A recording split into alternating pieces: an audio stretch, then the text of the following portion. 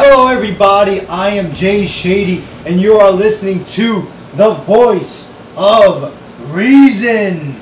So I am here with my Extreme Rules review.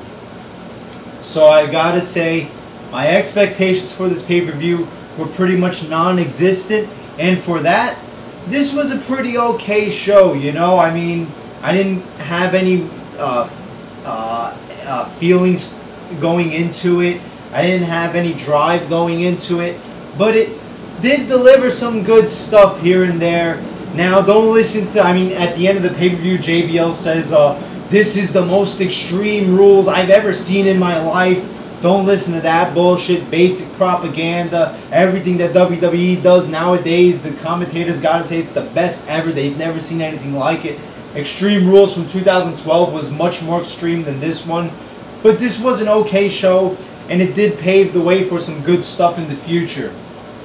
I'll say that this show was better than WrestleMania 29, which is pretty fucking sad. When WrestleMania is supposed to be your mecca, you know, the thing that you work towards, your big Super Bowl, and you have some B show be better than that, that's a problem. And even Extreme Rules from last year, some people were saying that was better than last year's WrestleMania. So WrestleMania has been like fucking dying in the past years.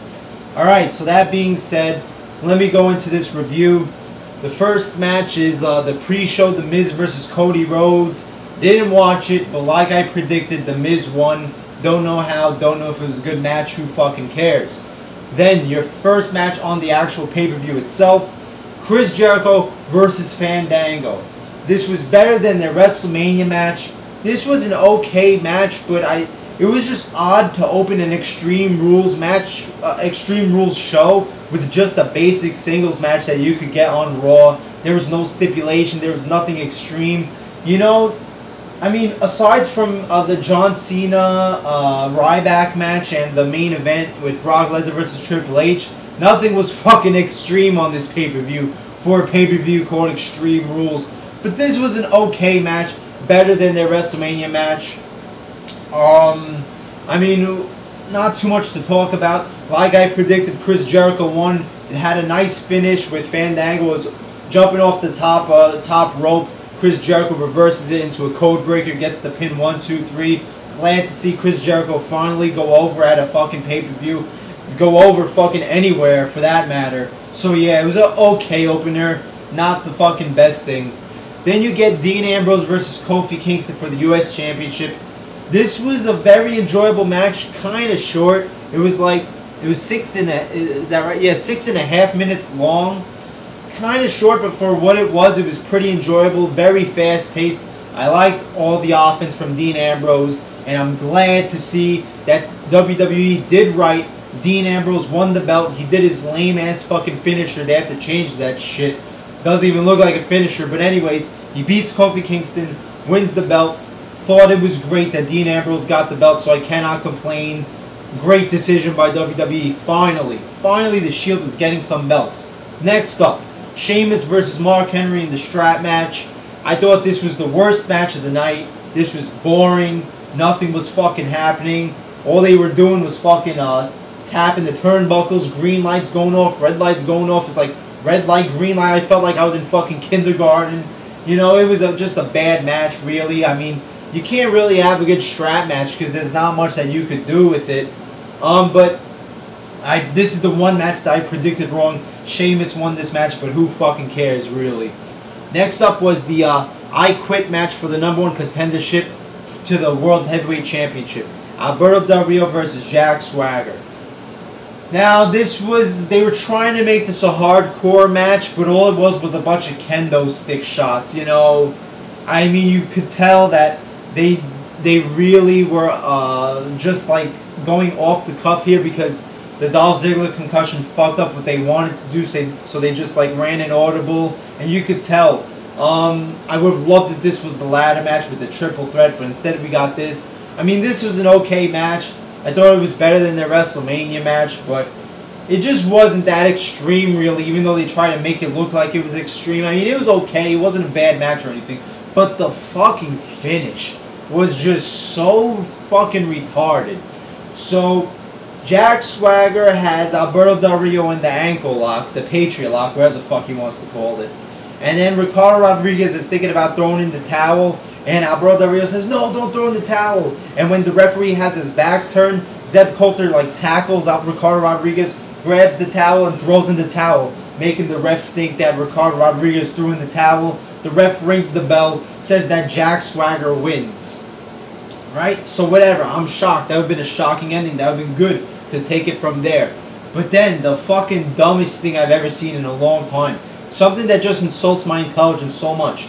A referee comes out and tells Mike Chioda, who was calling the match, no, Zeb Coulter threw in the towel. No, they cheated. And Mike Chioda says, let me see an instant replay. What the fuck is this shit? All of a sudden, I didn't know this. It would be nice for them to tell us. We now have instant replays in wrestling. You know, I mean, this might have helped, like when you had the Montreal Screwjob, you know, a referee come out and tell Earl Hebner, no, Bret Hart didn't tap out, you should check the replay. Or, you know, when Triple H was cheating during his Evolution days, for a referee to come out and say, no, why don't you just check the replay? But for this match, I guess this is the first time a referee actually listens to somebody else. You know, I thought once the match ended, that was it. There was no reversing the decisions unless it was like a general manager or some shit. But, you know, it's just this PG thing that in this day and age, it's like a moral lesson that they tell you that if you try to cheat, you know, you're going to get the short end of the stick in the end. You're going to get punched in the end. Good always prevails no matter what. Mike Chioda checks an instant replay. It's like, I thought I was like watching fucking football or something. You know, I wouldn't be surprised if next, you know, managers could have red flags whenever they want to challenge something. Referees just throw down some yellow flags whenever there's a penalty going on. We could call some fucking fouls. What the fuck was this shit? So they restarted. Alberto Del Rio wins. And then after this shit, they have like this panel. Like some analysis shit. They have Mick Foley, Wade Barrett. I think it was Natalia and some other schmuck. And they were talking about Extreme Rules. They were giving analysis, dissecting the matches. It looked like the halftime from Monday Night Football when you have all the football guys like John Madden and them talking about the football game. So they're just talking about Extreme Rules. Oh, check out the Extreme Rules post-show. We're going to talk about it on a panel. I mean, all of a sudden, WWE is just trying to be Monday Night Football out of nowhere. They're trying to act like they're a legitimate sport, which they're not, you know? I mean, they were doing their best when they were doing just like the shit that sports didn't do, you know? Like scripted storyline, real, like entertaining storyline shit that was scripted. That was a, you know, the anti-sport, but now they're trying to look like Monday Night Football. But you're a scripted, fake sport. What are you doing here? Seriously, this shit was so retarded. The instant replay, the analysis, the whole panel thing looking like Monday Night Football or, you know, NHL intermission shit. This was fucking retarded. Anyway, now that I'm done with that, next up you had your Tornado Tag match for the Tag Team Championship. It was The Shield, Roman Reigns and Seth Rollins versus Team Hell No. This was a pretty good match, another short one, but pretty good. Very fast-paced, a lot of good tag team moves from The Shield. Loved the ending, very fucking cool ending. Roman Reigns has Daniel Bryan up in like some fucking torture act looking position. And Seth Rollins drives his knee down his throat and Daniel Bryan fucking flips over. Seth Rollins gets the pin, or Roman Reigns, one of them gets the pin. 1, 2, 3, that's it. Shield now had the tag team belts and the US Championship. WWE did right. Good job, WWE. Definitely the Shield going over made this pay-per-view a lot fucking better. Great stuff for WWE actually booking the Shield to win some fucking belts. Cannot wait to see what they do with them. Next, Randy Orton versus Big Show in an Extreme Rules match. Now, you know, I did not want to see this match at all. I was expecting to fall asleep, but this wasn't a good match or anything, but this was better than I expected, I have to say.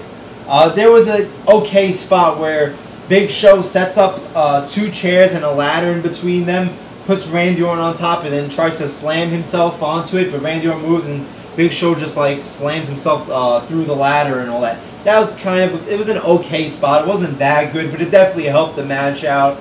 They tried to get extreme, but, you know, it was kind of a PG type of extreme, of course. But it was an okay match. It wasn't, it It was better than I expected, I'll say that. And I like the ending. Randy Orton does the RKO, and then he starts losing his mind, and he brings back the punt.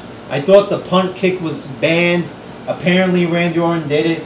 You know, we'll probably be hearing reports of Vince McMahon fucking blowing his gasket because Randy Orton did the punt. Oh my God, somebody's gonna die. Somebody's gonna get a concussion.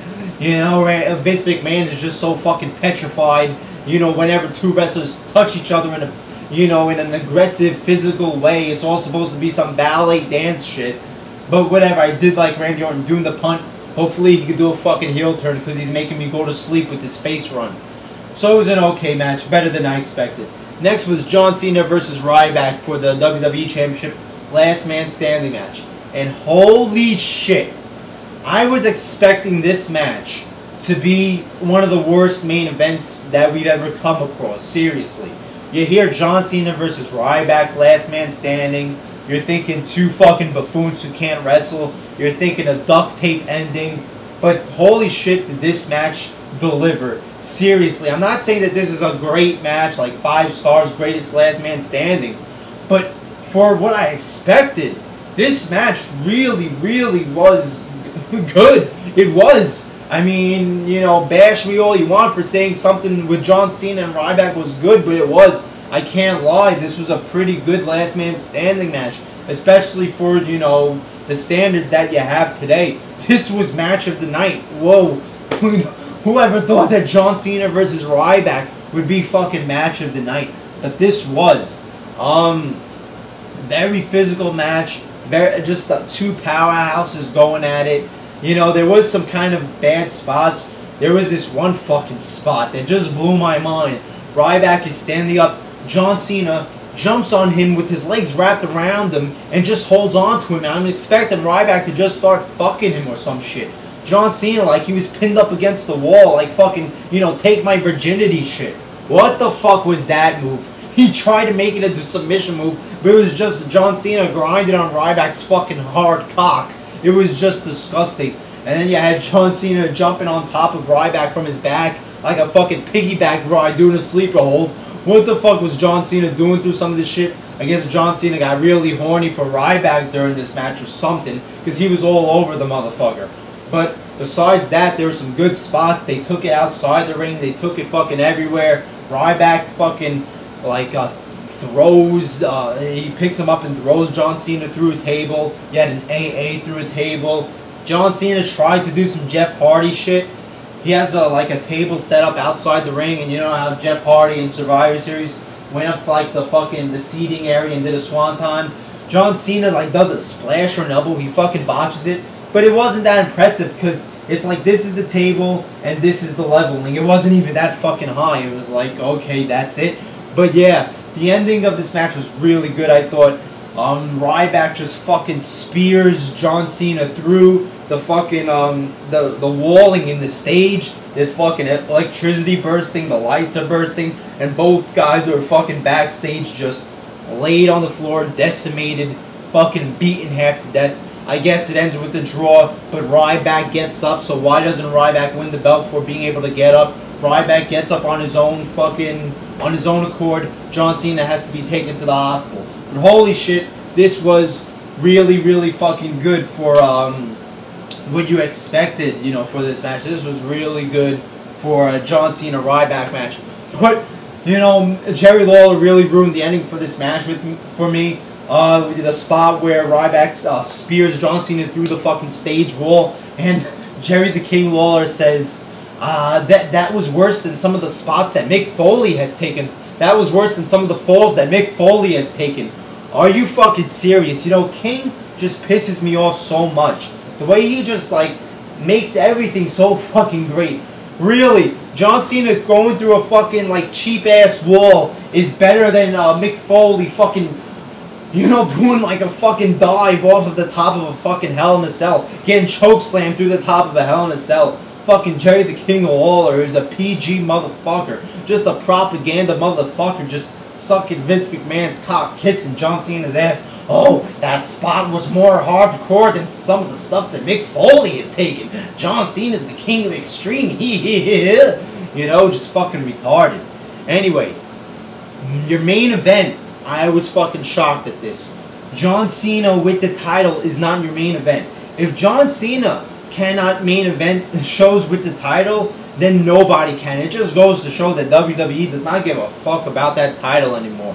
Your main event is Brock Lesnar versus Triple H. Triple H's ego is on a fucking new level right now. The guy isn't even a player on the roster. He's there once every 7 fucking months, and he's main eventing over the belt? I mean, is this man serious? Triple H versus Brock Lesnar. This is the 3rd time we've seen this, and this is the main event? I mean, fucking retarded. Steel cage match? I don't fucking care. This should not be the main event. Triple H. Jesus Christ, this guy. His fucking ego is as big as his fucking nose, you know? Anyway, this was a pretty good match, actually. You know, it was their best match yet. I didn't have any expectations for this match, so this match did deliver. You know what? I'm not going to have any expectations for anything anymore, and maybe I'll be surprised like I was throughout the night. This was a pretty good match. It started off slow, but when Brock Lesnar's knee started hurting, it picked up. The psychology picked up. Triple H trying to take out the knee. He gets a fucking sledgehammer and shit. I like the new design of the cage. They said that they made it a foot taller for Brock Lesnar and Triple H for whatever the fucking reason. But it had a new design. I like the new design. It looks pretty badass. The beginning of the match was pretty cool with Brock Lesnar just throwing Triple H like a rag doll into the fucking steel cage. There were some false finishes. Triple H kicks out of an F5, I believe. Brock Lesnar kicks out of a pedigree. Paul Heyman interferes. Lobos Triple H. Brock Lesnar hits Triple H in the head with a fucking sledgehammer, and then he F5s him and gets the 3 count. Beats Triple H. Thank fucking God. Brock Lesnar looks like a monster, you know. Bad knee and all, just beats the shit out of Triple H. So I thought that was a good thing with Brock Lesnar going over. A lot of good decisions on this pay-per-view. Much more than WrestleMania. The Shield winning all the belts and Brock Lesnar beating Triple H. And the match, Brock Lesnar versus Triple H, I thought it was going to be boring as fuck, but it was actually their best match. Nothing fucking fantastic. That's what it was with the show. It was like good stuff, nothing fucking fantastic, but I don't think anybody expected this to be any good. So for what it was, this was actually a pretty good show. But one thing I cannot stand, whenever Triple H loses a match these days, they have to have like a 10-minute segment of this guy fucking trying to get up and exit the ring. He's trying to generate cheers for the fans, but nobody gives a fuck. I guess he wants everybody to cheer "Thank you, Triple H" every time he fucking ends a match. This fucking guy. It ends with, 10 minutes of Triple H trying to leave the ring like it's a retirement shit or something. Like it's just a fucking regular match. Why do you have to show Triple H? Usually this shit just ends, somebody loses, it shows the winner, and that's it, the end of the pay-per-view. But it ends with Triple H fucking taking 10 minutes to leave the fucking ring. Just because he's Triple H, But whatever. So yeah, pretty good show. A lot better than what I expected. Not like a 10-star show, but a lot better than the WWE has done recently. And I'm excited to see what they do with the Shield. So, just when, I'm saying that WWE is driving me the fuck away, I'm at such a low point, they give me a nice surprise, which is nice. They actually, make me excited a little bit for tomorrow. But for tomorrow, anyway, I can't review the show tomorrow night because I have to study for some fucking finals. You know how that is. I gotta pass school. I gotta get that paper that says I'm smart. So I'll have a review on Tuesday. But after this, I promise you, it's gonna be summer vacation. No more college. Wrestling 24/7. Raw reviews at 11:06 p.m. Woohoo! Alright, I promise. I'll be back with some Q&A videos. Getting this channel back up on its feet. No more fucking stalling. Just gotta get through this week. You feel me? Of course you do. Anyway, that's it for me. I'm Jay Shady, the voice of reason. Like, comment, subscribe, and I'll see you later.